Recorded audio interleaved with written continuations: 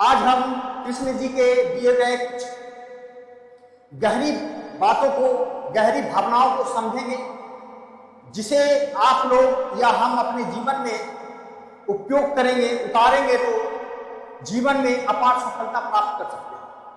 तो आइए हम लोग समझते हैं कृष्ण की वो महत्वपूर्ण बातें जो हमारे जीवन को एक नई ऊंचाई देगा, नया रफ्तार देगा। समझ गए? तो आइए आज का 10 विचार कृष्ण जी से जुड़े, जो कि अगर आप अपने जीवन में उतार लिए तो जीवन में अपार सफलता आप प्राप्त कर सकते हैं, अपने लक्ष्य को प्राप्त कर सकते हैं। पहला कहता है आत्मानुशासन। समझ गए? जब तक आप अपने जीवन में आत्म अनुशासन नहीं होंगे, आप अपने लक्ष्य से, अपनी सफलता से बहुत दूर पाएंगे। इस चीज को ध्यान रखिएगा। जितने भी आप सफल लोग देख रहे हैं, जितने भी सफल लोग हुए, अपने आत्मानुशासन में रहें। आत्मानुशासन कहने का मतलब क्या है? समय को सदुपयोग करना, समय के अनुसार अपने लक्ष्य को, अपने कार्य को पूरा करना, पूरा तन मन दिल दिमाग उसमें झोंक देना अपने लक्ष्य के प्रति। समझ गए? यही होता है हमारा आत्मानुशासन। समय के अनुसार चलना है। जितने भी सफल लोग हैं, सबका अलग अलग जो है ना, दिन को प्रोग्रामिंग करते हैं। प्रोग्रामिंग समझते हैं? स्लीपिंग टाइम अलग होता है, वर्किंग टाइम अलग होता है, मीटिंग टाइम अलग होता है। सबका अपना अपना समय को विभाजित करते हैं, प्रोग्राम करते हैं, और साथ ही नेक्स्ट दिन क्या करना है उसको भी जो है ना प्रोग्राम करते हैं। नेक्स्ट दिन में क्या क्या करना है, किससे मिलना है, कौन सा काम करना है, कहां जाना है। समझ गए? कौन सा महत्वपूर्ण कार्य है, किसको करना है, ये अनुशासन में रहकर करते हैं। और दूसरा कहता है ज्ञान ही शक्ति है। सबसे बड़ा चीज क्या है? ज्ञान। समझ गए? अगर आपके पास ज्ञान होगा तो आप हर चीज को बढ़िया से जांच सकते हैं, परख सकते हैं, समझ सकते हैं और अपने जीवन में उतार सकते हैं और आगे बढ़ सकते हैं। जिसके पास ज्ञान नहीं होता है वो इंसान भटक जाता है अपने लक्ष्य से, अपने मार्ग से, अपने सफलताओं से दूर हो जाता है। समझ गए?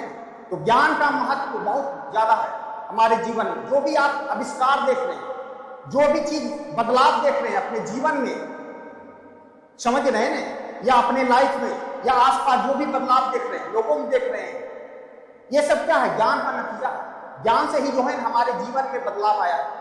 आज एक से एक टेक्नोलॉजी का उपयोग कर रहे हैं, एक से एक जो है ना प्रोडक्ट का यूज कर रहे हैं। ये सब क्या है? ज्ञान का ही जो है ना, ज्ञान का जो है ना करामत है। समझ गए? इस चीज को ध्यान रखिए। और तीसरा कहता है वर्तमान पर ध्यान। हमेशा आपके पास जो वर्तमान में उपलब्ध है उस पर ध्यान दीजिए, ना कि पास्ट में देखना है और ना ही भविष्य को देखना है।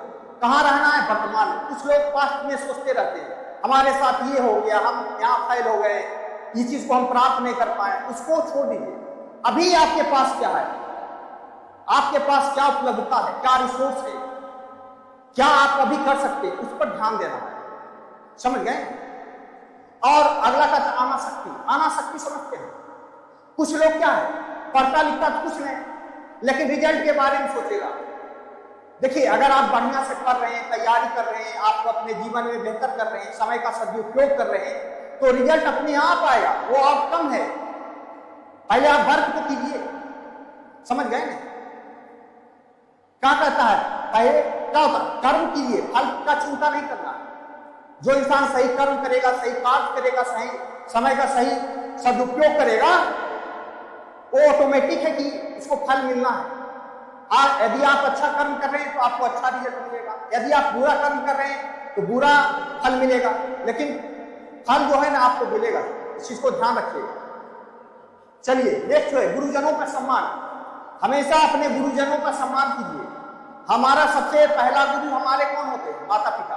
समझ गए? उसके बाद कई गुरु आते हैं। कोई स्कूल का गुरु हो गया, कोचिंग का गुरु हो गया, यूनिवर्सिटी का गुरु हो गया, अलग अलग प्रकार के गुरु, उनका सम्मान कीजिए। जब तक आप अपने गुरु का सम्मान नहीं कीजिएगा तो आप अपने ज्ञान को महत्व को नहीं समझिएगा। समझ गए ना? सम्मान कीजिए और ज्ञान को, अपने जीवन को बढ़ाइए, तभी आप जो है एक बेहतर सफल इंसान बन सकते हैं। तो गुरुजनों का सम्मान करना सीखें, उनका आदर करना सीखें, समझ गए, उसका रिस्पेक्ट करें। अगला कह रहा है संतुलन और संयम। जीवन में कितनों परेशानी आ जाए, कितनों कठिनाई आ जाए, हमेशा संतुलन बनाकर चलना है, संयम बना के रखना है।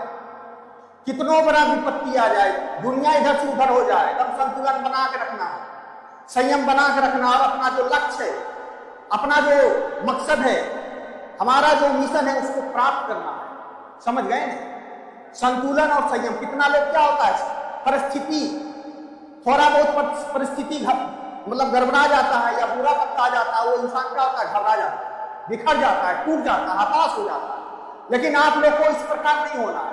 आप लोग को क्या होना, जब मजबूत होना, जब हम संतुलन बना कर रहिए, संयम बना कर रहिए, ताकि कितनों भी विपत्ति आए, कितनों भी तूफान आए, आंधी आए, कोई भी कितनों गिराने की कोशिश करे, फिर से खड़ा उठना है और अपने जीवन में सफल होकर के दिखाना है।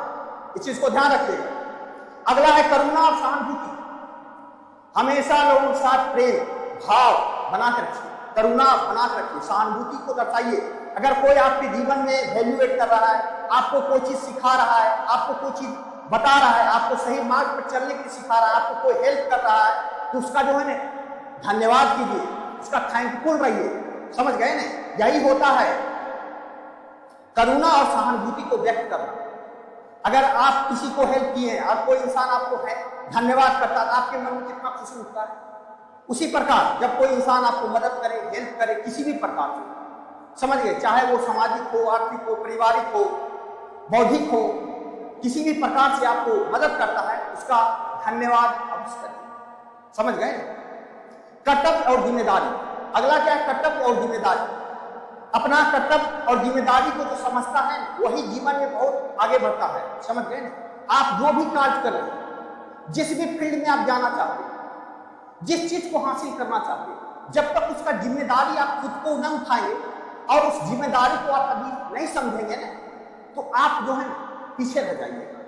क्योंकि जिम्मेदारी सबसे बड़ी चीज है। समझ गए? जिम्मेदारी को उठाना सीखिए, उसको समय के अनुसार करना सीखिए।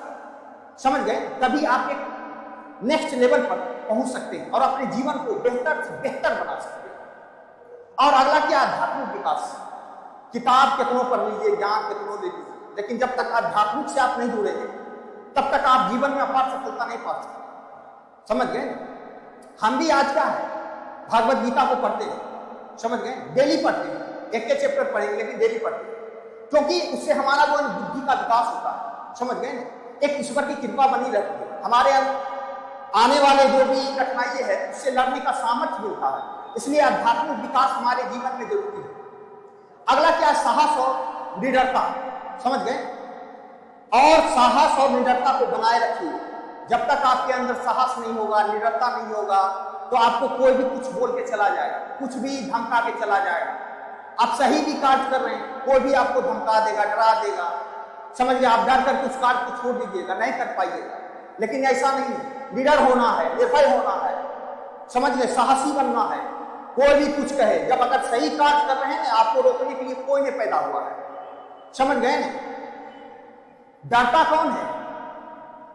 वो डरता है जो गलत कार्य करता है, जो गलत कर्म में लगा हुआ, वो डरता है। अगर आप सही काम कर रहे हैं, सही कार्य कर रहे हैं, सही कर्म कर रहे हैं, तो आपको डरने की आवश्यकता नहीं, आपको लड़ने की आवश्यकता है और सफलता को प्राप्त करने की आवश्यकता है। इन सब बातों का ध्यान रखें और जीवन में बेहतर करें।